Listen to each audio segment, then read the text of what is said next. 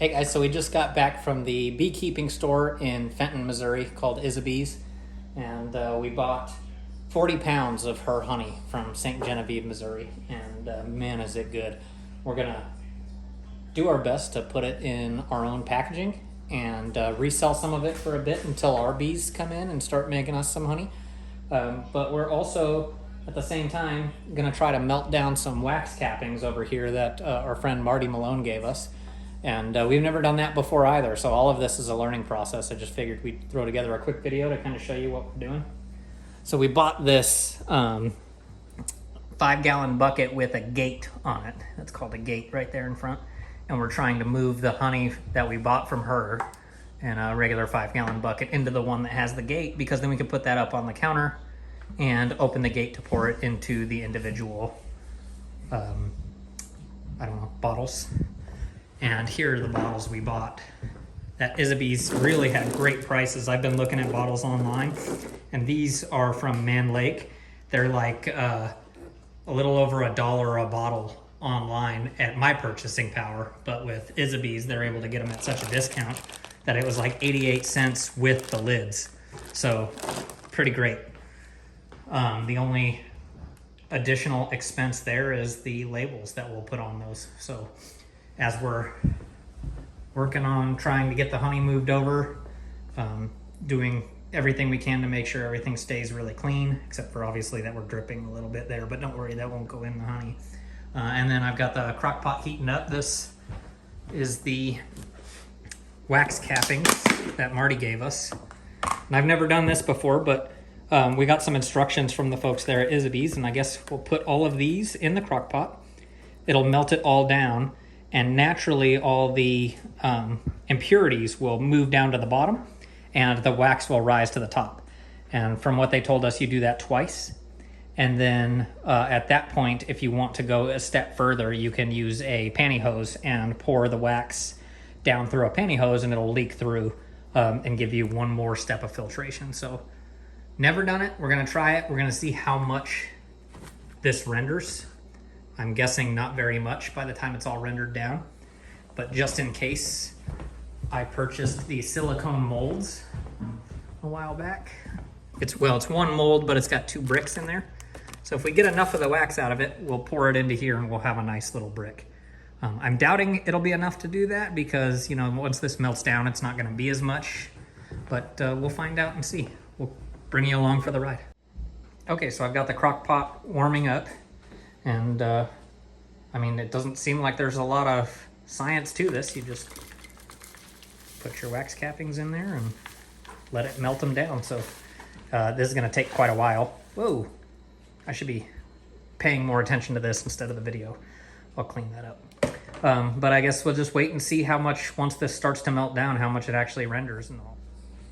All right, everyone, this is a food grade 5-gallon bucket with a gate that was put on it by Beeswax.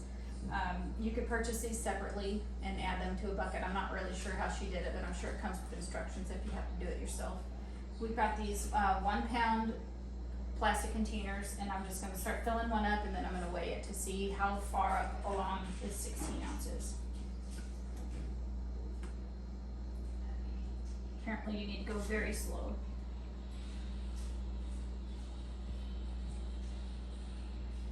Don't open the gate all the way, as I see, and I put cardboard down because I had a feeling that this would happen.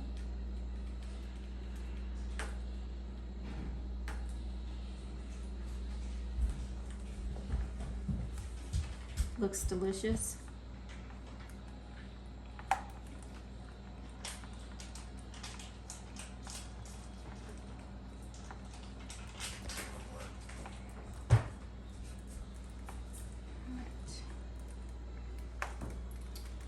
I'm just at over a pound by 0.4 ounces, so I'm going to stop there. It's just under, right about to the top of the little hexagon pattern that you can see on the jar. And I'm just going to start filling them up and getting the lids put on. We got to pick which color of lids, so we went with black. They also have red and yellow and white.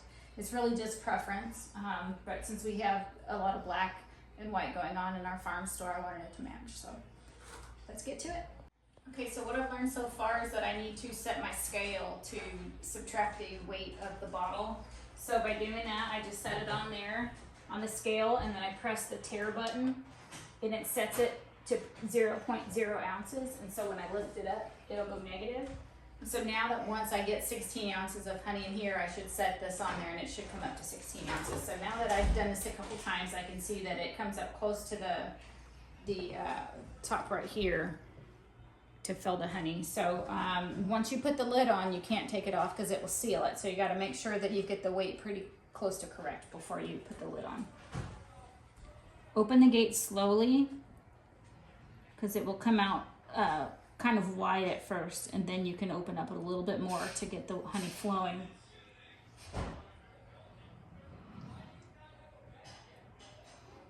And then of course, once it's close to the top, you're gonna start closing the valve a little bit more to slow it down.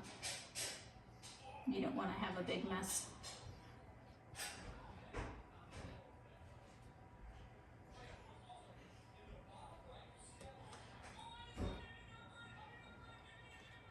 Just a little bit more, I think.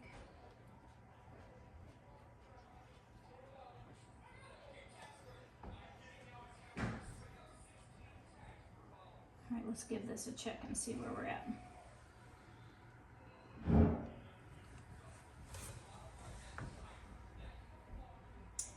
Perfect. Okay, so this is a perfect 16-ounce bottle.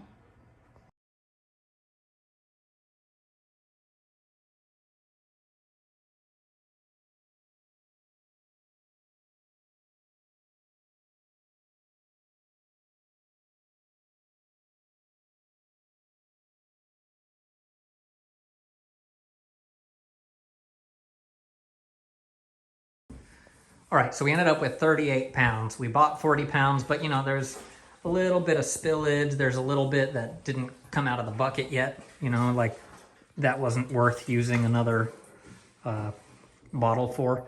And then of course there's a little bit from the transferring when we transferred to this bucket. So we lost a little bit more than I would have expected, but you know, I don't think this is quite perfect science. And I think we ended up having on some of these that we overfilled a little bit, and it just is what it is. But boy, is that honey delicious.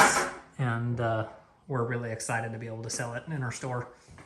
This thing is a must. Definitely put down a piece of cardboard wherever you're pouring this.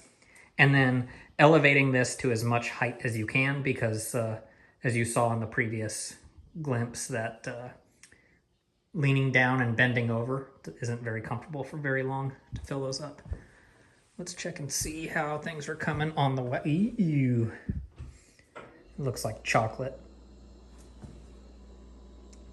I don't know. I mean, this is what they told me. They said to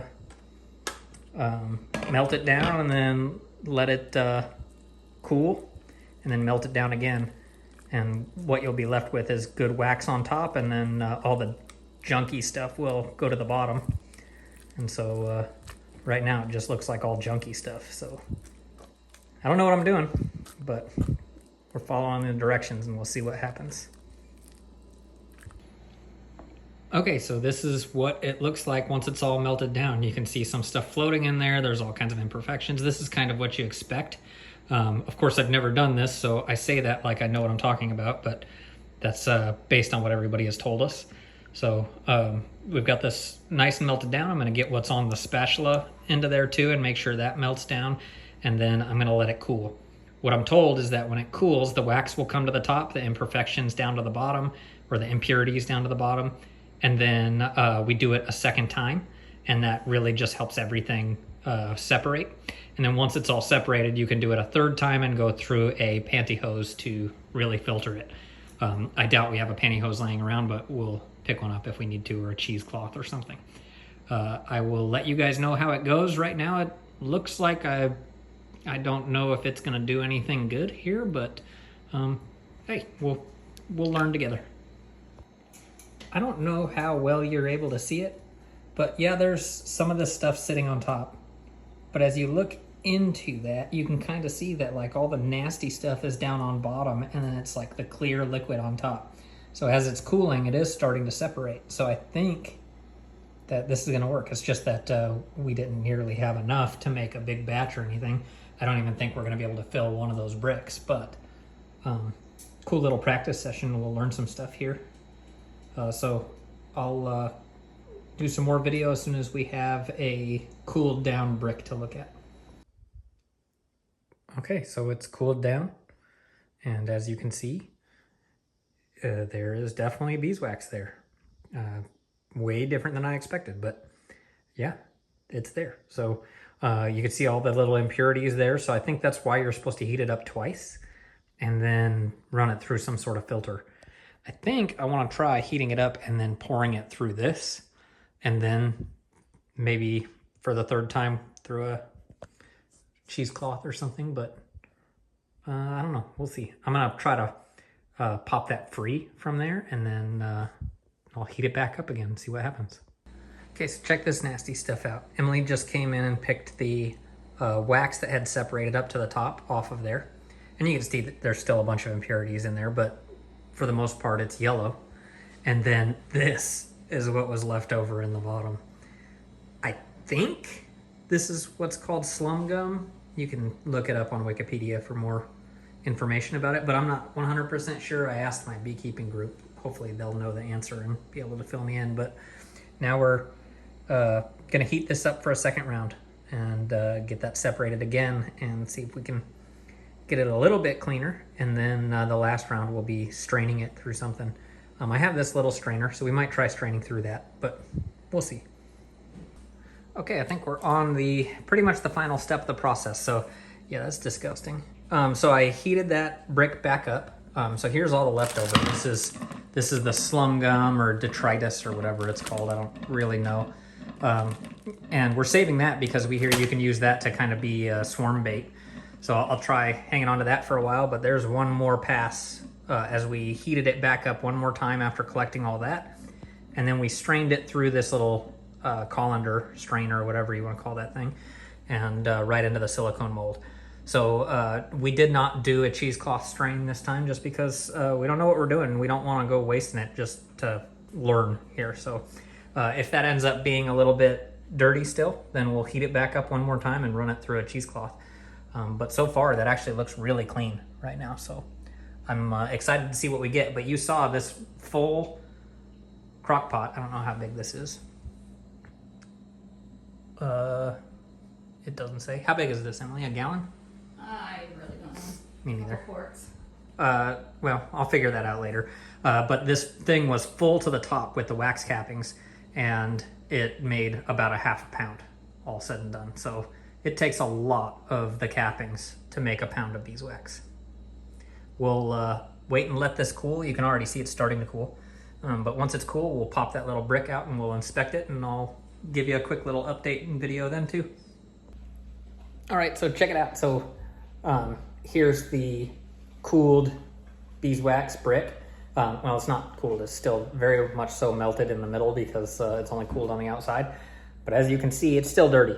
So I'm going to melt it down one more time and then do the strain it through a t-shirt or a cheesecloth or whatever I happen to find and see what we end up with. But overall, out of all that wax, we ended up with this, and we'll see what we end up with after we do one more round of straining. That little colander thing that we used got rid of all the big chunks, and there were a lot of big chunks. We threw them in the trash.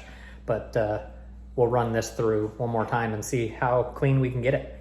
And I'll follow up and show you what we've got here in a few minutes. Okay, so we melted that brick back down, and we're gonna try using that same little colander thing, but Emily had some of this embroidery mesh. We're gonna try running it through that because that seemed like it was less dense than a t-shirt, and we were just afraid that we would lose all the wax in the t-shirt. And since we've never done this before, we figured we'd just err on the side of caution. If it doesn't get enough of the junk out of there, then we can always melt it down and do it again. So we're gonna just pour through the colander again and see what happens here. Last time I spilled quite a bit, so this time I'm coming a little bit better prepared with hot pads and stuff. Let's see, almost did it again.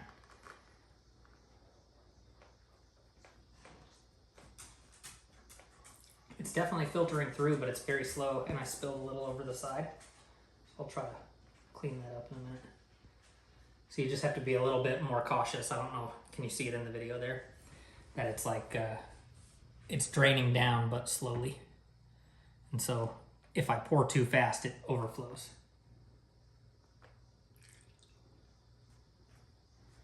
Meanwhile, while that's settling, I'm gonna see if I can get this spill up and, no, that's gonna be a mess. I'll have to do that afterwards. What I'm thinking is with that spill right here, I'll try to scrape that up and throw it in there while the wax is still hot, so maybe it'll remelt that. And then I'll be able to not lose that little bit that I spilled. You can see in here, look at how, you can see like the imperfections in there. There's like dirt and stuff in there.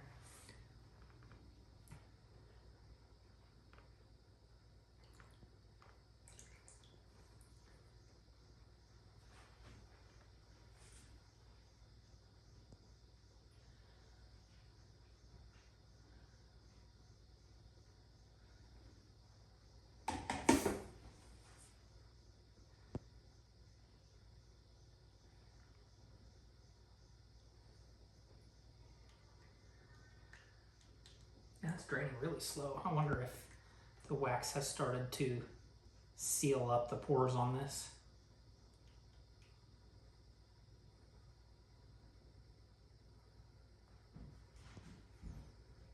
Maybe it's just all the funky, dirty stuff in there. Oh, no.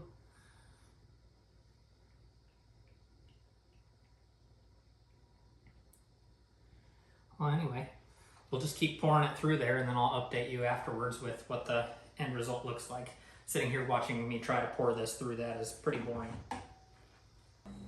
So we poured through that embroidery mesh stabilizer that Emily had, and look at how much more junk came out of that. I mean, that's like gross. So this has got to be some pretty dang clean wax, and it sure looks like it too, man. Look at how clean that looks. So to recap the whole thing, we did a original melt where we melted down the wax, and then we picked off all of the slum gum or detritus. I don't know what it's called. It's one of the two. And then we did a second melt, and we then kind of cleaned up what we could and poured through the colander thing into this. That was when I showed you the brick that was still a little bit dirty.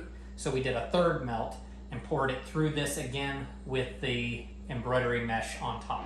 And so now we've ended up, after the 3 melts, with a very clean byproduct. What I think would have been wise would have been 2 melts.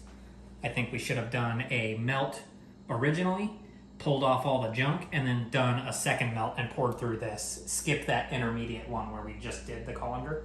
I don't think that one made enough difference. This made huge difference. So as soon as this is done cooling down, we should have a good brick of clean beeswax, and I'll show you what that brick looks like as soon as it's able to be pulled out of the mold.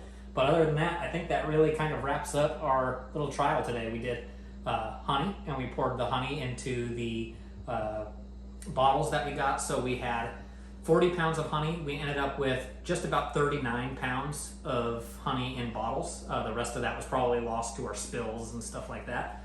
And then we took basically a 1-gallon bucket full of wax cappings that were gifted to us. And after rendering it down, we've ended up with about a half a pound of a brick of beeswax. All right, guys, so here's the finished product. You can see it's still got some imperfections in there. But the reality is, after 3 meltings and cleanings, I saw what got poured in there, and it was pretty dang clean. So I think if you want to get any cleaner than that, you're probably looking at a more like a sanitization process that's a little bit more industrial. But for doing this at home and just heating it up in a crock pot and pouring it through a couple strainers, I'm really happy with this. And this is something I'm comfortable using at this point for my cutting board conditioner. The little bits of junk that's in there is very, very small. I mean, like, if you look at the back side of this, it's like perfectly clean. So I think that's just it looks like that because that's the bottom side of the mold. So the heavier like little bits of sand and stuff that might have made it through the mesh are what kind of settled right there on the face of it. So the reality is I could probably cut that off if I really cared that much, but I don't. I'm going to use it as is, and I'm really excited to have it. So big thanks to Marty Malone, our mentor here in Lebanon, Illinois. He is the one who gave us this beeswax. It was all the cappings from his frames. And so we're excited to experiment with it and play with it. And we had a heck of a lot of fun melting it down and making this brick. We're really looking forward to having our own hives and our own honey and doing it with ours. But now that we know how to do it, we can go into that next season and feel a little bit more confident about it. I'm excited to tinker around with it some more. This beeswax is probably going to become some of my cutting board conditioner. But as we do more and more bees and more renderings in the future, we'll probably be using it to make all different kinds of stuff. Emily wants to do some lip balms, maybe some soaps, and that combined with the goats that we're going to get next year, we'll have goat's milk to do that with as well. So stick around, follow us, hit the bell, and we'll show you more as we learn more about beekeeping here at Tarsha Homestead.